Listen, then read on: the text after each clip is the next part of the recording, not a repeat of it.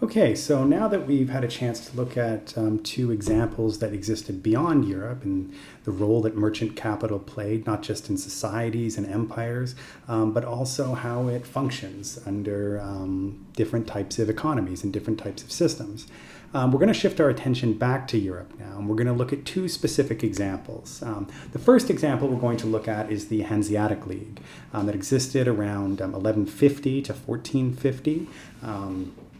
As you can see here in the next slide, it was a sort of trading league that existed in Northern Europe, particularly on the Baltic. Now, after we look at the Hanseatic League, we will go back to the Mediterranean world and focus on the region I've been kind of talking about a lot, but haven't gone into that much detail in, which is sort of the northern Italian city-states of mostly Florence and Venice, but also Genoa and Siena as well. Okay, so the one thing to understand in the case of Europe is that it is a dynamic latecomer. It comes to this sort of emerging merchant trade late. As I said, after the fall of the Roman Empire, Europe was this sort of feudal society that you were all very familiar with by this point. You did have trade that existed, or at least merchants that existed in these sort of cities, whether it be London or Paris, Madrid, Barcelona as well. But cities existed, at least in feudal Europe, on the periphery of the sort of greater economic system, right? And we talked about last class how, for the most part, your average person who lived in feudal Europe would not have encountered merchants and would not have really lived in cities. The exception, the largest exception at least, was the Italian city-states. But before we get there, let's take a look at the Hanseatic League. Now, the Hanseatic League is really interesting for a number of reasons, mostly because it is one of those things that is often forgot about. I mean, there's a lot. I mean, if you look at courses that we have, especially here at the University of Toronto, even on all three campuses, there's a lot on the Renaissance and the Mediterranean, not so much on sort of the northern European trading system. And that's what I'm going to talk about just briefly here. So the Hanseatic League, and I'll move back to this sort of next slide so you can see what I'm talking about, is a trading league that established a network of cities in Northern Europe along the Baltic coast and the North Sea. And you can see here, right, this is sort of the Baltic Sea here. The power centers were really around here, which is modern-day northern Germany, southern Sweden, Denmark. Over here, you've got the Netherlands, or what eventually becomes the Netherlands, and this eventually becomes Belgium, which is often referred to as Flanders. So in the readings, when you hear things referred to as Flanders, it's pretty much Belgium. Now, at its height, the Hanseatic League included 200 cities and towns. Trade with the Baltic region was increasing rapidly in the 11th and 12th centuries, particularly the grain trade from the Baltic farmland, which is sort of around here and into sort of parts of Russia. And it was traded to supply the emerging cities in Europe. People in Europe had to be fed, and as these cities expanded, a lot of where the grain came from was Eastern Europe. And that's partly why serfdom was perpetuated so long in Eastern Europe. It kind of had an imperial, or at least colonial, relationship with Western Europe. We'll talk more about that when we look at imperial expansion in a couple of weeks.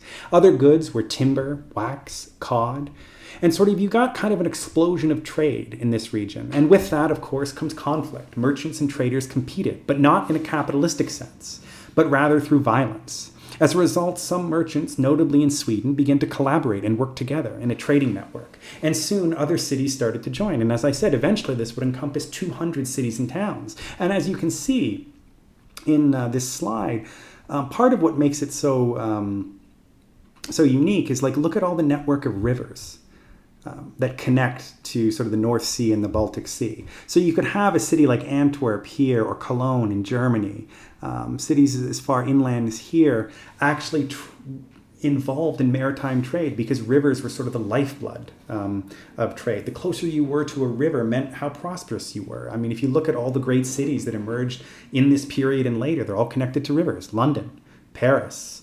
Cairo, right? Shanghai in China, or they're connected to protected bays, New York City, Tokyo, Rio de Janeiro, right? All the great cities of the world usually are connected to some form of water transportation. So joining the League brought many benefits. You got accurate information about price in various far-flung markets. For example, if you were a Swedish trader, you'd have to know what the price or the market price of grain was in Amsterdam to know what your potential profit was. And this would determine where you decided to sell it. You wanted all this information. So there was a sharing of information, and it sort of created these informational networks that you could depend on for reliable information. For those of you that study business, you know how important it is to understand these features of a market, right? You have to have as much information as possible in order to know where to sell your product and where to buy your product, where a product is going to be cheap and where it's going to be more expensive. The other thing that existed were lines of credit, standardized weights and measures, and even a court of appeal. And most notably, convoys designed to protect trade routes from piracy. This was only a few centuries after the Viking raids of Northern Europe.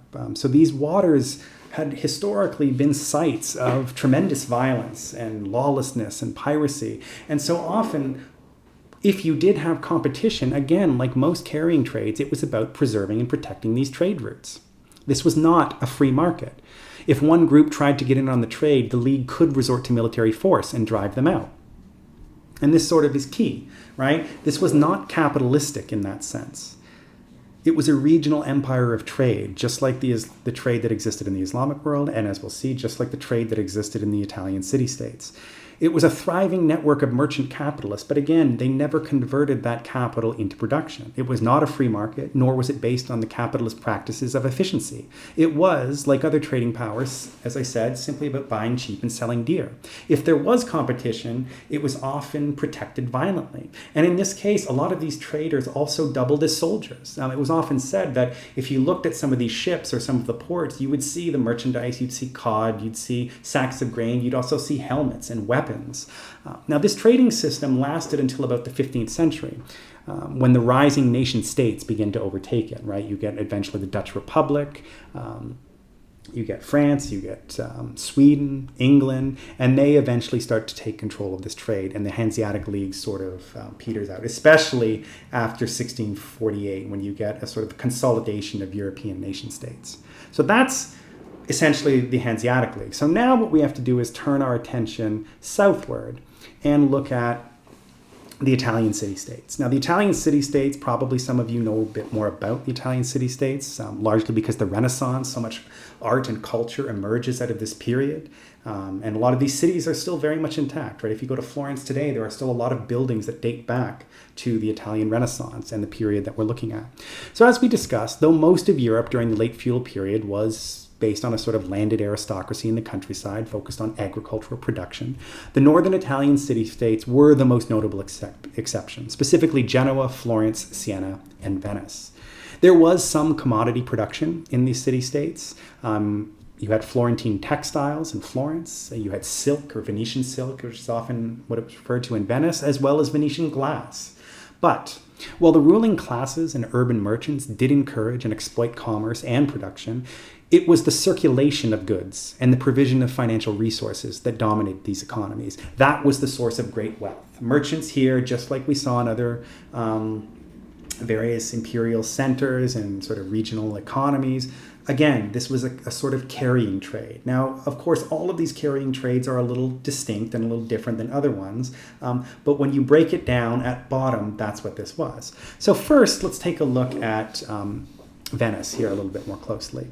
Now, much like the merchant traders of the Islamic empires, and again, who were the principal traders that the Venetians actually engaged in commerce with, there was simply more money to be made in the carrying trade rather than production, moving goods from one area to another. And in many cases, these cities withdrew from production altogether and completely concentrated on trade, again, because the incentive structure was just so much. And this was especially true in Venice. Venice is probably the most intense example of trading. They controlled what is referred to today as the Adriatic Sea. They had a sort of empire that existed well beyond what we understand today as the city of Venice. They controlled most of the Dalmatian coast, which is the other side of the Adriatic Sea, what is today Croatia, Serbia, Montenegro, parts of northern Greece. And what they were trading in was mostly spices from the east, and in return, Venice was the principal supplier of slaves to the Islamic Empire. So Venice mostly making money through the carrying trade. Now in Florence, the ruling elite, but most notably the Medicis, actually withdrew from trade altogether and focused almost entirely on non-productive enterprises such as financial services for monarchs and popes. These families also used public office to enrich themselves, similar to the mandarins of imperial China. However, in the Italian city-states, there was no prohibition on public officials owning land and property. Indeed, that's how most of these public officials came to occupy the offices that they were able to enrich themselves even further. They already acquired wealth, often in land or money lending. That is what gave them access to public office, and once they got it, they could enrich themselves even further. But here again, even though financial services and money lending, both key features of capitalism, it was not lent in the same way that finance existed under the capitalist mode of production and the capitalist system. It was to finance wars by Europe's monarchs, or it was to lend money to the Catholic Church. And again, in both cases, even in Florence and Venice, competition existed, but it was not capitalistic. In the case of Venice, it was about controlling the trade routes through military force, just like the Hanseatic League and just like other areas and trading empires that we'll look at. If a rival power tried to move in, the Venetian traders did not try to offer cheaper prices through greater efficiencies, but instead the Venetian navy, which was the most powerful navy in the Mediterranean, went to war and destroyed the rival power if necessary. In Florence and other city-states like Genoa and Siena, these cities were constantly competing, but with one another. But again, this was not capitalistic, it was through warfare. Siena and Florence went to war together a number of times, as did Genoa. In some ways, war became more commercialized than anything else. It happened so frequently that war between these city-states was almost as common, and as one historian said, as football matches, right? So again, there is competition, but it's not capitalistic competition based on greater efficiencies in labor productivity, but your ability to control trade routes or your ability to muscle in on somebody else's operation.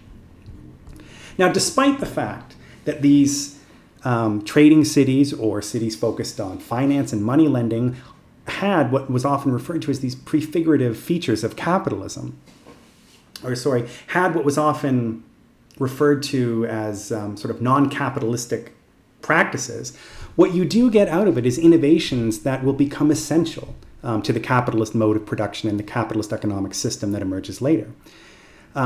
Key innovations that led to greater information sharing, greater things that would help in the rationalization of production, banks to lend money, stock exchanges to raise capital, and one of the most important being double entry bookkeeping.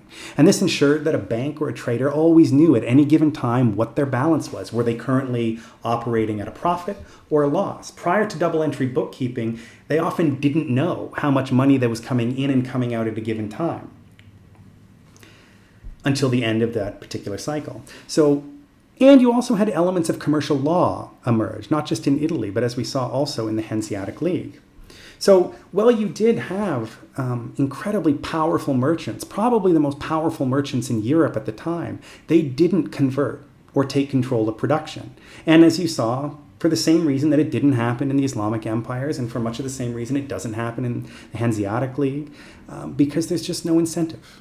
There's too much money to be made in the carrying trade. Production, again, as I said and keep saying, was risky. So that's where I'm going to leave it right now. I'm also going to post two other videos by Professor Daniel Bender and Professor Natalie Rothman. And Professor Bender is going to talk about the spice trade a little bit. He's also going to talk about food studies as a program at UTSC. And Professor Rothman is going to talk about the Ottoman Empire, which of course comes much later.